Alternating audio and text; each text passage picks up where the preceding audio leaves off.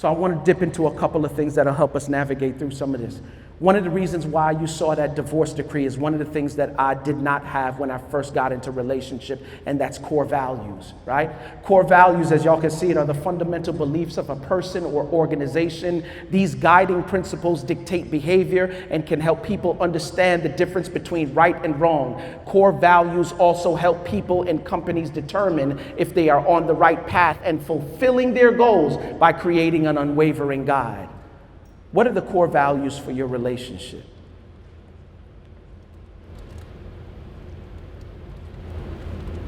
Do you have any values for your relationship?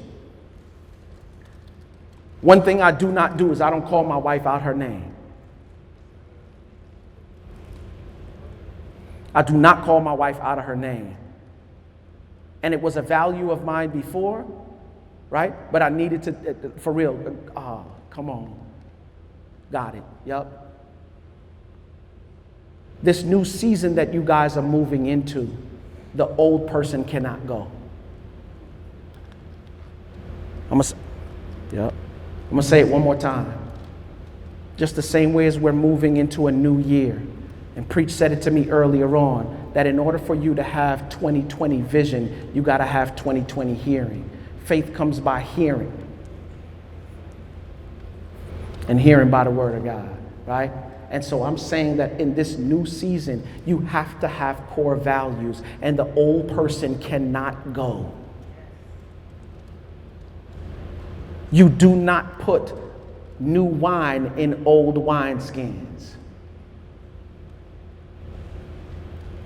And some of you are thinking that you can move into this new year with the same habits, with the same operations, with the same way that you do things, and you can't do that anymore. This is a new year and a new season, and your marriage is going to require more for you. This is, okay, marriage is that institution that you enter into that you never graduate from.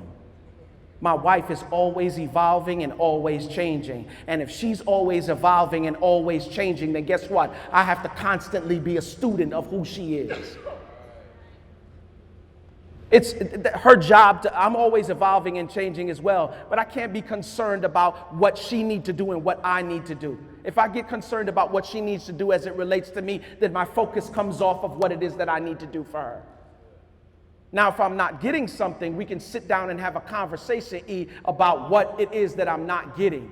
But once I have that conversation with you, it is now your responsibility to fill that need. Because we're not talking about wants, we're talking about needs. It is her responsibility to do that. But if she comes to me and says, yo, you're spending too much time in the office. Yep, here we go. All right, let's fix it. And we get it fixed, right? Core values. Another one of my core values is gratitude. I'm always thankful for what I have. Yep. That's the greenhouse core values right there. I know we talked about putting it on the canvas, and I'm going to get it done, I promise. I'm a flamingo, y'all. Y'all find out what flamingos do later on. For those of you who know the assessment, even you know, like for real, I don't do detail too good. And if I can't do it in 5 or 15 minutes and I don't write it down somewhere, chances are it ain't going to get done. All right? Greenhouse rules. This is our last name, Green. We find creative ways operating in your gift in order to make the lifestyle better. And guess who's the number one recipient outside of God? The G in our family core values is gratitude. Let all the love, communication, and service to one another be a result of what God has done through and for us. Now, let me tell you something. If it wasn't for God, I wouldn't even be here breathing. I only exist because He exists and is constantly thinking about me. The minute that He stops thinking about me, I cease to exist. And so the fact that I know that, remember now, it comes by hearing. I already heard who He is and who He is to me. Now I have to let that flow through me, and she gets to be a recipient of that. Gratitude. The R, reciprocity. Give as much, if not more, than you receive. Let me tell y'all something. In every relationship, there are takers and there are givers. And those of you who are takers, you could chance to start learning how to give, and you better learn how to give real quick, because you could possibly lose out on the best thing that ever happened to you. And what takers will do is they will take from you and take from you and take from you until you have nothing else to give. And then they off to the next person to do just that, take. And then there are givers. There are those who will give to you and give to you because they want you to be blessed. And the last time I checked, the ones who win are the givers, because the word declares, and the word don't lie, give and it shall be given back unto you, pressed down, shaken together, and running over with good measure. In other words, what you give, you're going to get back 10 times what you gave. Now, I don't want some of y'all to take it on like, okay, I'm going to give because I'm going to get something back. It's the motive. It's the reason why you give. I give to my wife, and I give to my wife. Why? Because I love her. I'm in love with her. And I want to see her have the best. I know what her past is like. I know your daddy wasn't in your life, but I'm going to show you that there's different. And I am he that's going to do that. By the goodness, grace, and mercy of God, I'm going to show you that we different. Yes? Yup. Order of operations. Let me ask anybody who's dope in math. Y'all ever remember algebra class?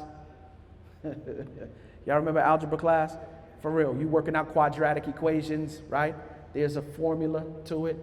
And inside the formula, there's an order of operations. Y'all remember if you was doing the quadratic equations, first two, outer two, inner two, last two, right? And if you went contradictory to when you're solving for x, come on, Jerome. If you went contradictory to what you were doing in terms of the order of operations, then you wouldn't get the answer that you were looking for. And some of us, you doing stuff out of order. You got your kids before your spouse. You got your job before God. And then wondering why you ain't operating the way or experiencing what you should be experiencing. And in my house, God is first. Let me tell you, sometimes faith will want me to do something. And I'm like, nope. No. And we, for real, lightweight about to get into a disagreement behind it. I'm like, boo, you're going to have to take this one up with God. And as much as I love you, I'll disappoint you before I disappoint him.